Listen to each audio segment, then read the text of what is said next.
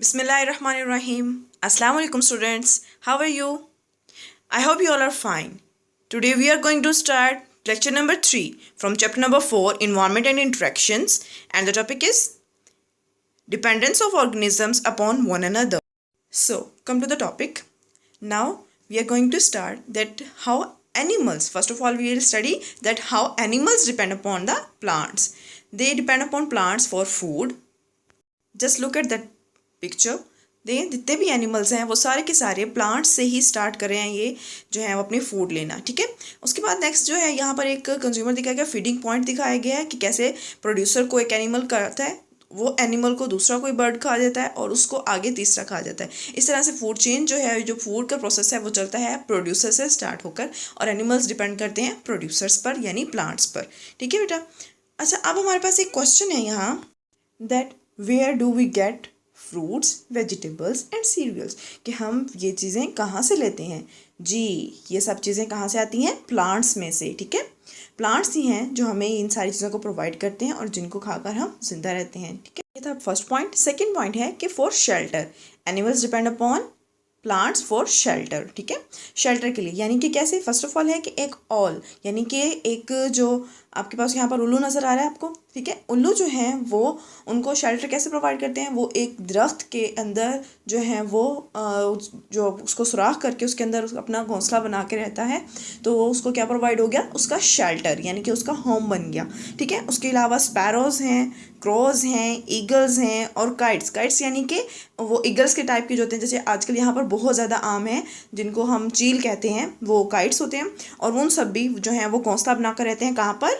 यहाँ दरख्तों के ऊपर, ठीक है। और उसके अलावा आंट्स हैं, ग्रास हुपर्स हैं और उसके अलावा बीटल्स हैं, ये सब भी कहाँ पे रहते हैं? ट्रीज़ में रहते हैं। और ये सारी चीज़ें जो हैं, और इसके अलावा प्लांट्स शेल्टर किस तरह से प्रोवाइड करते हैं? शेड देकर यानी साया देकर। उसके नीचे जानवर हैं, इंसान हैं, ये सब क्या हैं? उसके नीचे आकर बैठते हैं, साया लेते हैं उससे मदद से, और उस जो है वो सराउंडिंग्स को जो प्लांट्स हैं वो कूल भी कर देते हैं, ठीक है बेटा। और इसके बाद है आगे हमारा थर्ड पॉइंट, कि थर्ड पॉइंट क्या है कि एनिमल्स किससे डिपेंड करते हैं? प्रोटेक्शन के लिए। एनिमल्स जो हैं ख़ुद को प्रोटेक्ट कर सकते हैं इनके प्लांट्स के ज़रिए से। किस तरह से? कि एक जो पैरट है, पैरट, ठीक है, यानी कि तोता, वो उसका कलर ग्रीन होता है ना, तो वो ग्रीन कलर के लीव्स में जाकर जो है वो जब छुपता है तो उसके जो अटैकर्स होते हैं, यानी कि जो उसको अगर कोई अटैक करने लगा है तो उससे वो बच जाता है और छुप जाता है उसके अंदर, ठीक है ना।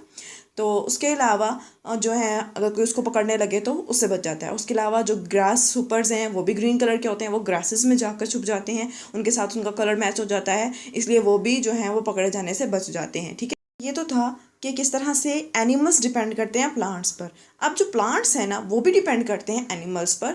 उनके दो हैं टू वेज हैं, ठीक है। फर्स्ट ऑफ ऑल वो कार्बन डाइऑक्साइड के लिए डिपेंड करते हैं कि किस तरह से वो कार्बन डाइऑक्साइड जब एनिमल जो है सांस लेते हुए बाहर निकालते हैं तो उसको प्लांट्स यूज़ कर लेते हैं, ठीक है। प्लांट्स उस कार्बन डाइऑक्साइड को यूज़ करके फिर फोटोसिंथेसिस के प्रोसेस में ग्लूकोज बनाने यानी कि फूड बनाने के लिए यूज़ करते हैं। और इनका सेकेंड वे जो है वो है पॉलिनेशन, ठीक है। जो एनिमल्स हैं उनके ज़रिए से प्लांट्स की पॉलिनेशन होती है, और पॉलिनेशन प्लांट्स में एक ऐसा प्रोसेस है जिसके ज़रिए से वो रिप्रोड्यूस करते हैं, अपनी तादाद को आगे बढ़ाते हैं, ठीक है बेटा।